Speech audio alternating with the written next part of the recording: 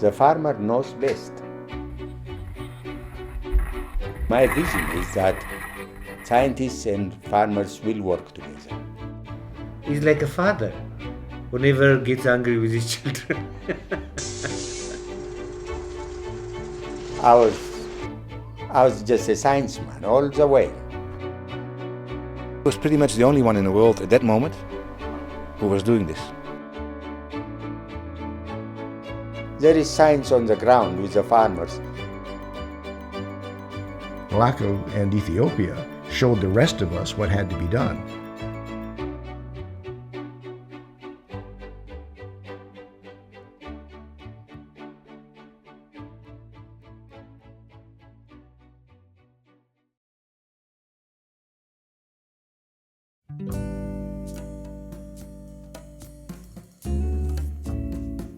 በጣም ጠንካራ እንትን ነበረው እና ልጆች ሆነን ስንጫወት ሁሉ ምኞታችንን በምንናገርበት ጊዜ ሁሉ እኔ ገበሬ ነው የምሆነው ይላል። ገበሬ ሆናለሁ። በጣም ብዙ እህል በቃ የቆለልኩ የአመረትኩ ለሰው ሁሉ አካፍላለሁ። በጣም ገበሬ ነው የምሆነው ይላል። I think what distinguishes him from others is that he understands both the value of the farmer's knowledge and the value of science. And he works with these two worlds comfortably. Dr Melaku Worede is a plant geneticist, celebrated for his pioneering work with seeds.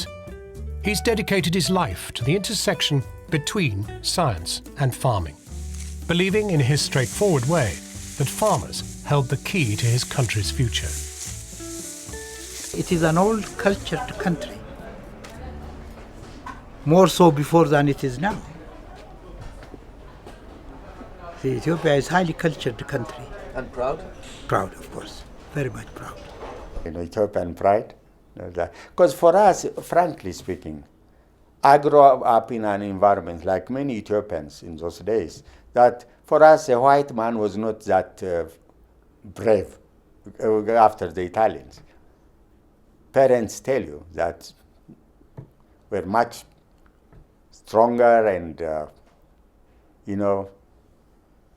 we are our own heroes and whatnot.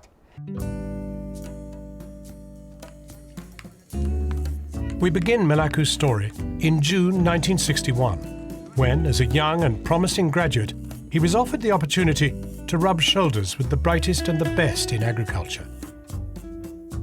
All we had to do was take our certificate, the degree, and you sign and you get 3,000 birr, which was a big deal in those days. And with that I bought, with about 2,000, I bought a car, an Opel, and got nice suits for me, and I was really happy, that wasn't a brand new car, but it almost new. And that's it. So a year later, I left everything behind and went to America. You must take the A train to We're told not to go to a certain street in Washington, D.C. I remember it was 14th and K. The Ethiopians said, don't go there. Because if we go, they knew we would want to go to nightclubs. Because we would get excited to hear American jazz and all that, to hear blacks playing. We already knew about that. 1960s America was booming. The country was reaching for the skies, and it was science which was the fuel, setting American life on fire. 50s and the 60s were the era of the peaceful use of the atom. That was 1953. The idea that we'd have all of the energy we'd ever possibly need from atomic power. It was the era of space flight, development of space flight, Sputnik. There was thought to be no limits to man's ability to control the planet and make out of it what they wanted to.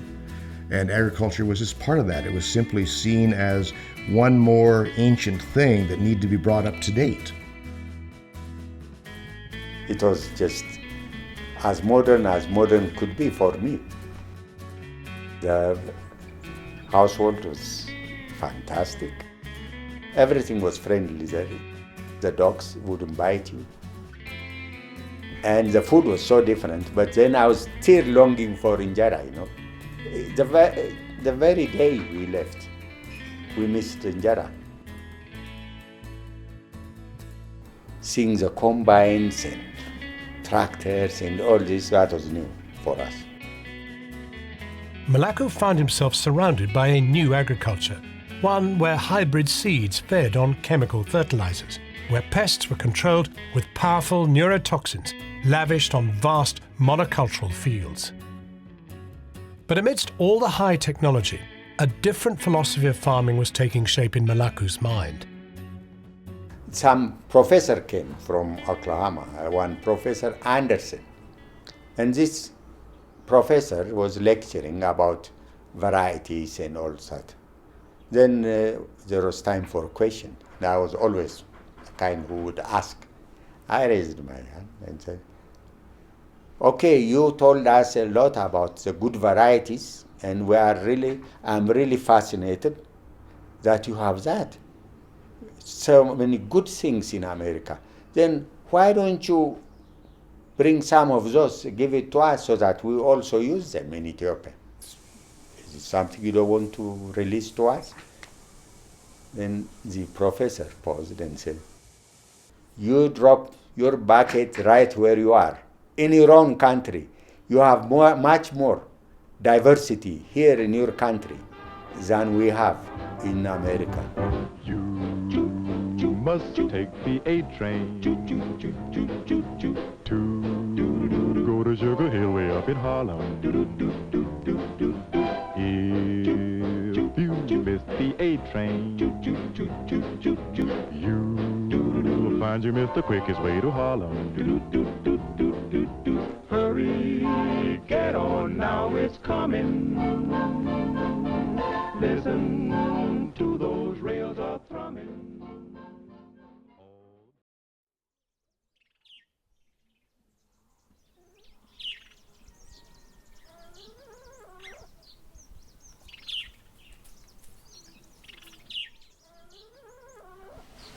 The moment you show diversity for the farmers, particularly the Ethiopian farmers, they die on it. They grab and die on it. They like diversity enormously because they know very well it is the diversity that makes the life of their production continuous. Ethiopia is home to one of the greatest diversities of crop types in Africa. Even in seemingly identical crop fields, the underlying genetic diversity is extremely high. In the sense of farming, the seed is the start of agriculture. It has been because of farmers have domesticated crops, have made crops, have created crops over thousands of years. We now have all this diversity of food on our table. ያው ሰኝ ፊለተማ አንቀቡ ባለመወደ ይቻዳ አከ ሞዴል ገበሬ ተኮት ይላል ማባስ In Canada, a farmer who seeds his crop, often if the crop fails, well, then in the media we're talking about crop insurance, and we're talking about, you know, how the insurance is that there's another variety of sorghum that gets replanted.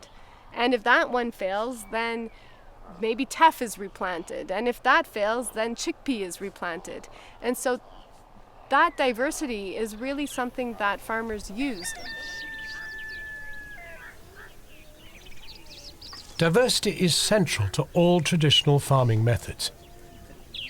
It allows a farmer to spread his risk, ensuring not just a varied diet, but the most resilience in hard times. And so, in the 1970s, when global seed diversity was being eroded at breakneck speed, alarm bells were raised. The situation was there is huge genetic erosion that is happening in Asia, particularly in areas where green revolution was dominating. That became a very, very strong concern. The Green Revolution, which centered on India and Mexico, had seen small-scale farming, like that in Ethiopia, replaced wholesale with a similar style of farming which Melaku had witnessed in America.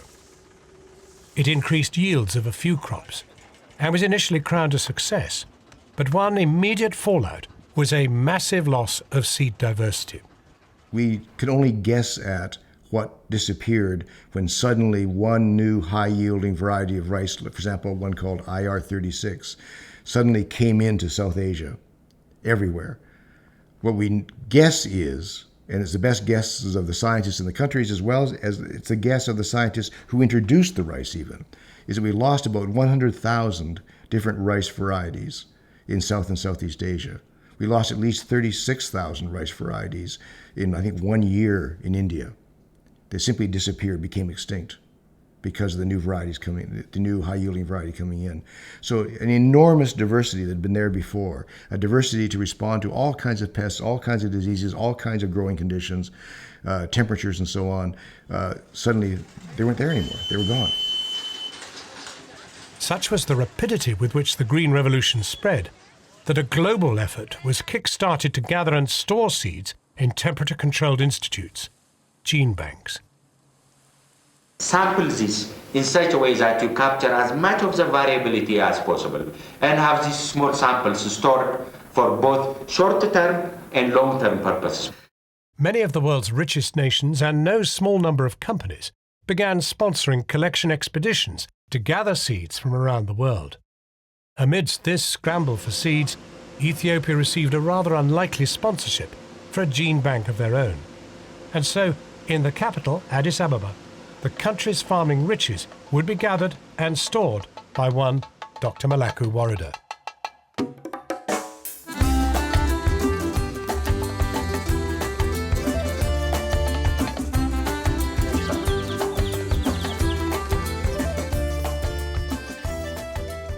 Each seed would be treated to the same meticulous routine, eventually coming to rest, frozen in time, in the gene bank's vaults. Ethiopia had an incredible reputation at that time under his leadership for a very reliable, very good national gene bank where those seeds were really considered to be high quality and dependable seeds. Over the first 10 years of collections, Melaku and his team gathered thousands of different seed varieties, unique combinations of genes which represented a snapshot of Ethiopia's rich farming history. Despite limited funds and resources, the system Melaku oversaw was punching well above its weight on the international scene. The international system of gene banks did a survey of the quality of gene banks around the world. And you evaluate gene banks by all kinds of technical characteristics. The temperatures for storage, the attention to humidity issues, the concerns around rejuvenation of the seeds. When we went through the actual technical reports, we found that, to our amazement, Ethiopia's gene bank was the best. It was ahead of the American gene bank by far, and it was well ahead of the other European gene banks. The report was astounding, that they said this is one of the best. And that the Ethiopian scientists here are doing research independent of foreign intervention. And the person mentioned in particular was Ragasa. Well, I see Ethiopia as a country of agriculture. The frequency of the diversity is so high, and every 5 kilometers or even less range, you find different soils, you find different situations, slopes and all this. As the work of Melaku and his team began to gain international recognition, Ethiopia itself was about to become famous to the world.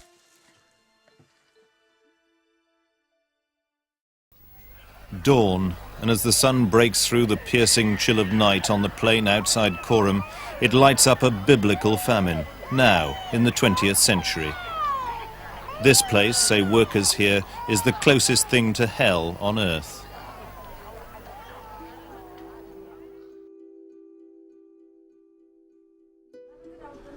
Drought in Ethiopia is very, very destructive, very much destructive.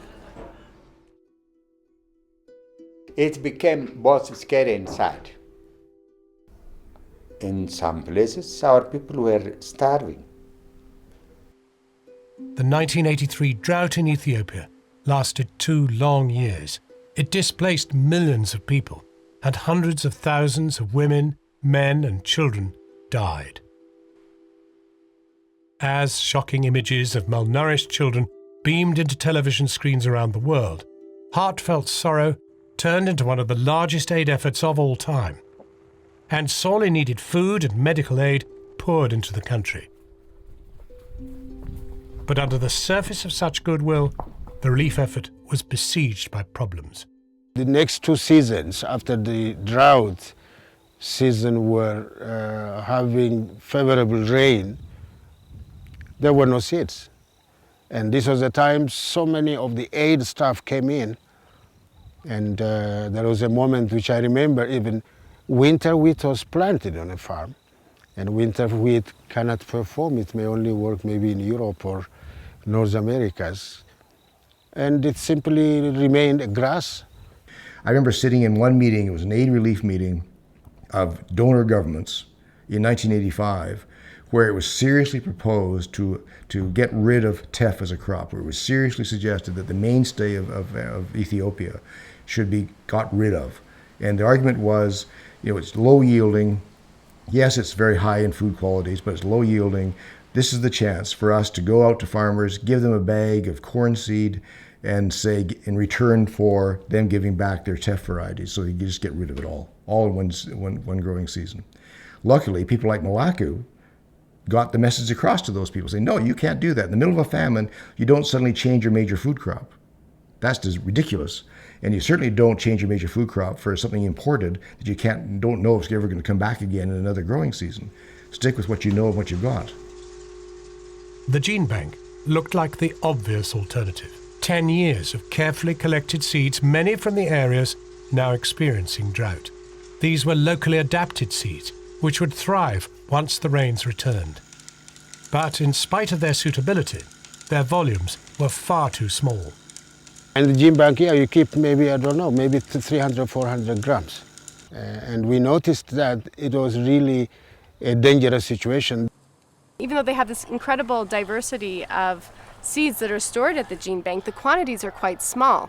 So it can take years and years and years to build up the amounts, the volumes that would be needed to really redistribute to an area that has lost a certain variety. I said, no. Maybe there is a huge gap here. We have no connection with the farms. What are we doing? Is this a museum piece or what is it? Melaku called a state of emergency at the Institute. He pulled his staff from the gene bank and oversaw a massive effort to get locally adapted seeds back to the farmers who needed them. In the midst of what the world sees still as one of the worst famines in history, as that was going on, we had this local group of scientists, local people, working hard together to try to do something about it in a really clear way and working in partnership with farmers. What was an amazing story that just couldn't be kept back.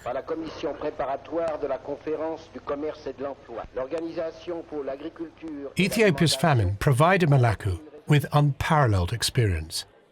As head of an important African institute, he then headed to Europe to share his insights at the most important agricultural forum in the world, the UN's Food and Agriculture Organization. You must imagine you have these negotiating rooms, everybody with a headset, talking all kinds of languages. And there was Melaku Worede, who came in, this Ethiopian scientist, who started talking to this international audience about... Are we really doing everything we should do to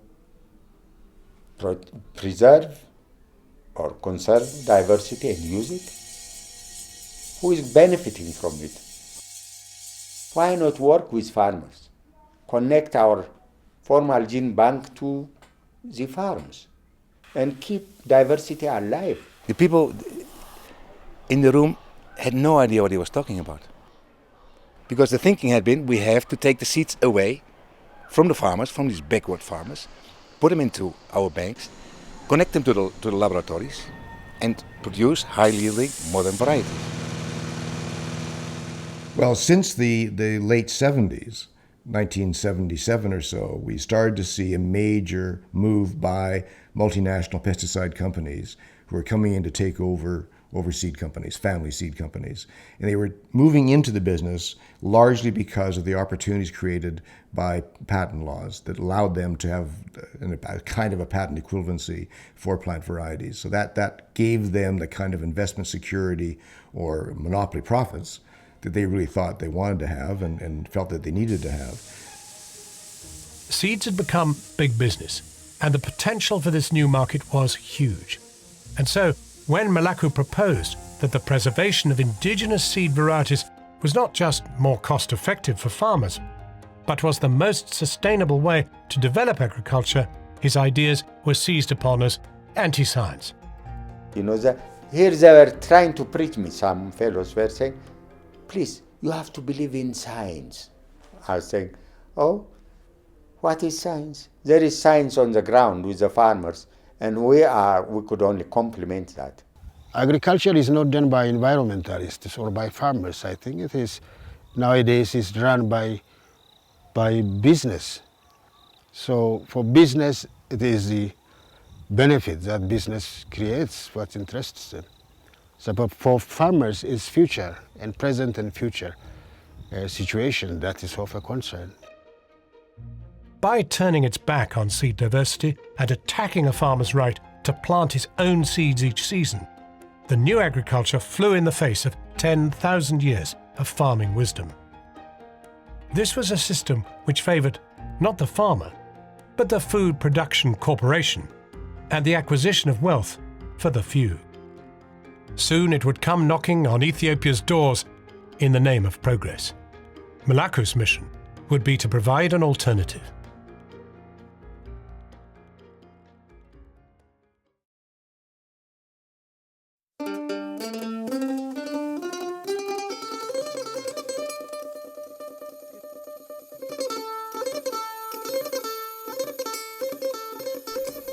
My knowledge is very limited. I might know something, but that's not enough. But there is a huge amount of that on the ground with the local communities. And that knowledge base is not well understood. Usually, when I'm talking with scientists, there still is this sense that the farmer is this open vessel to be filled with the knowledge of the scientist, to be taught what to do.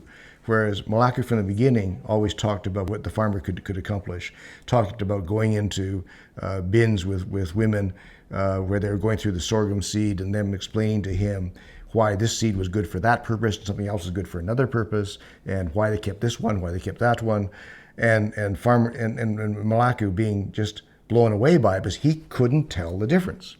As a scientist, he couldn't see what they could see. But he believed them, of course, that they knew what they were talking about and they were making the right decisions. So that attitude was there, and it was absolutely unique. I've not ever encountered that anywhere in the world, except for in Ethiopia, not just with Melaku, but Melaku was certainly the leader of all of that at the Gene Bank, who had that respect for peasant agriculture. The years after the drought ushered in a period of soul-searching in Ethiopia. The consensus view was that most of the death toll could have been avoided, and criticism fell heavily on the Ethiopian government of the time. But many within the country saw the drought as a call for radical agricultural reform, meaning quite simply wholesale replacement of Ethiopia's farming heritage.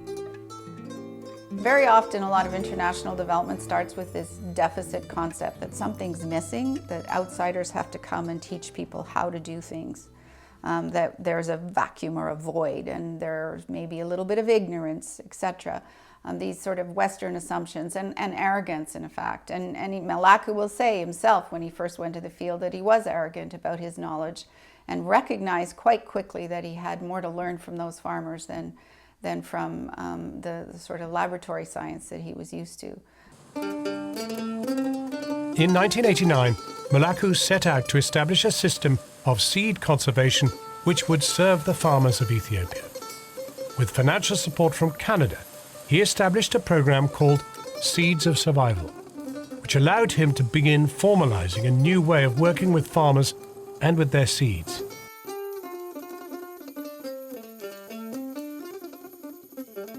While thinking about conservation, we started, to a kind of an effort to understand what do we mean by conservation.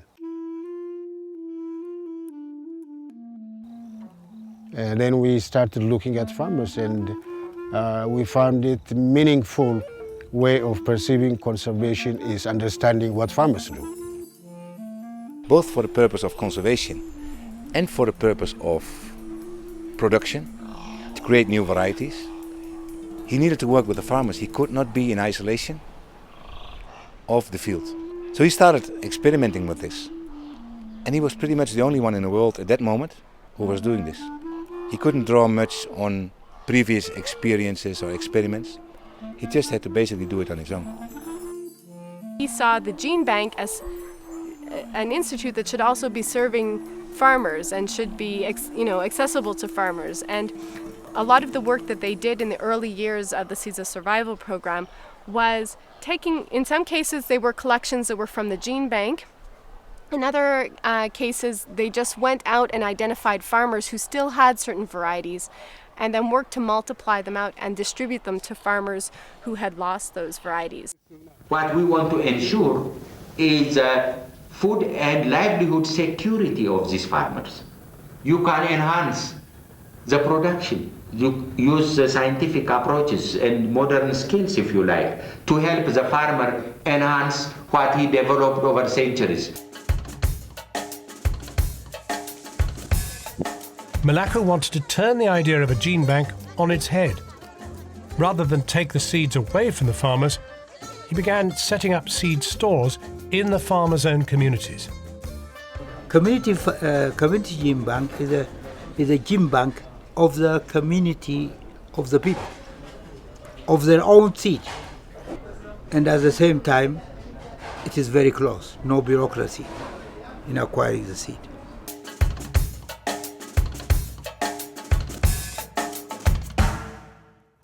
Each season, farmers would fill the communal space with several tons of seeds.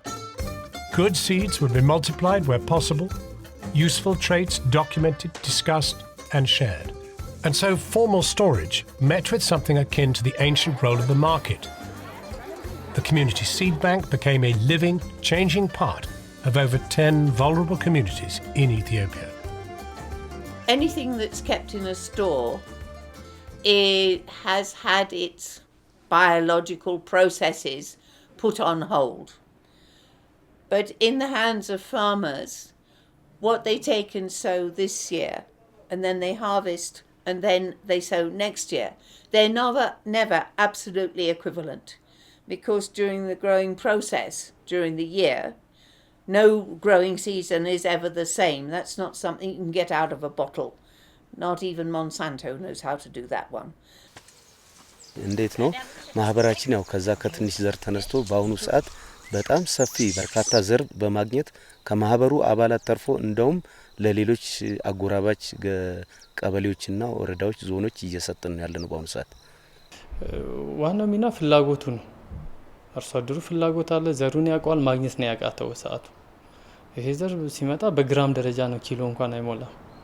ዝርያውን አወቁ፣ ግን ወደ ትልቅ መጠን እንዴት ያህል መቼ ይደርስልናል ነበር የተባለ። ያው ጊዜ ጠብቆ አሁን ከግራም አንስቶ በብዙ ኩንታል እያንዳንዱ ዘር ሆነ። The farmers' varieties have tremendous potential for upscaling yield. For the layman, it means raising the yield of the farmer's variety without jeopardizing the diversity which is already there, which is just as important, if not more. With his colleague and friend Dr Tesfaye, Melaku began introducing formal breeding methods to farmers involved with the seed banks. Basic concepts of genetics mixed with the practical knowledge and the artistry of the farmers' ancient selection practice. አርሶ አደሩ ከሳይንሱም በተጨማሪ የራሳቸው መመዘኛ አላቸው። ሳይንሱ አሁን ቅጥያዎች ይቆጠራሉ።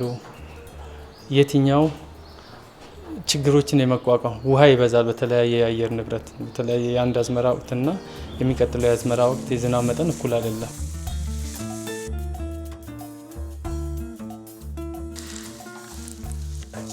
But here you have got huge selection criteria that a woman will tell you, but at the same time that huge selection criteria goes hand in hand with diversity. That's why the farmers, however they are, vulnerable to drought, human and other induced calamities, they are always resilient. They are always productive.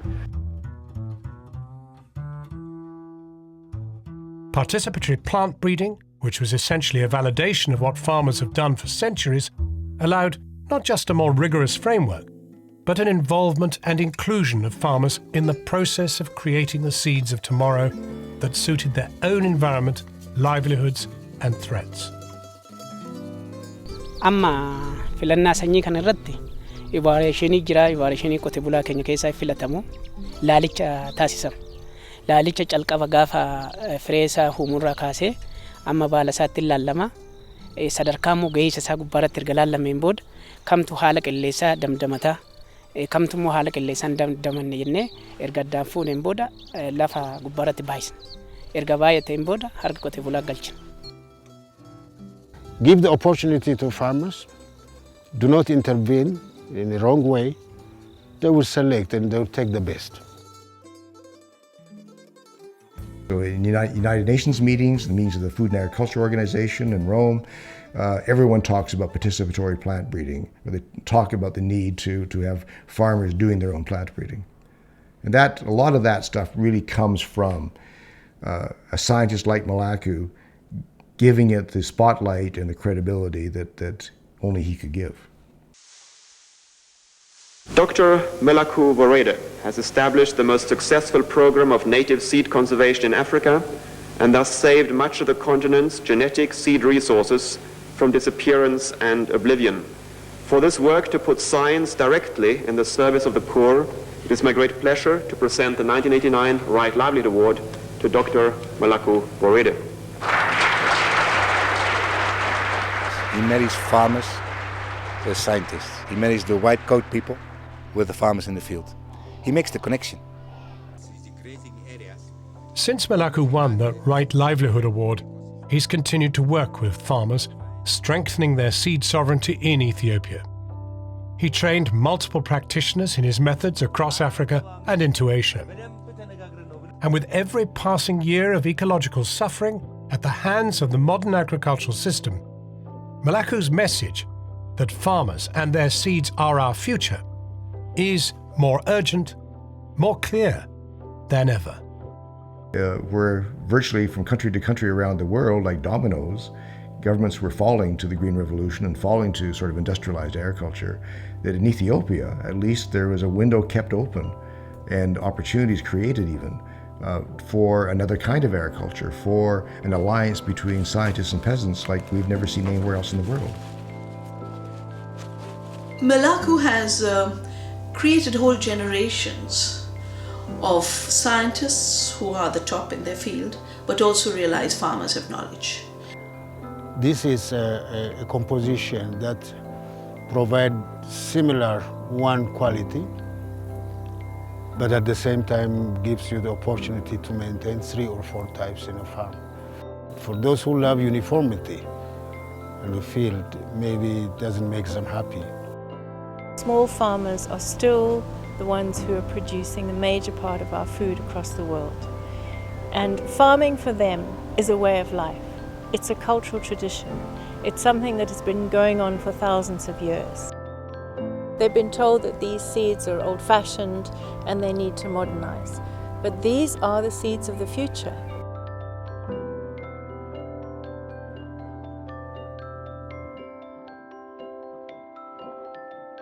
There is nothing new we brought in. We just learned it from farmers. And it's not a wish, but my vision is that scientists and farmers will work together.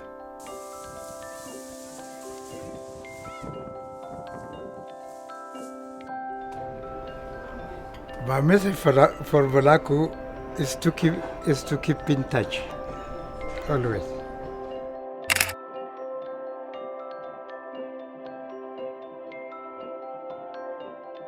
Hailu was the one who was out in the field, just tirelessly collecting seeds from all over the place, meeting with farmers. People, even just on my recent trip to Wallo, people were talking about Hailu. The farmers talk about the time before Hailu and the time after Hailu.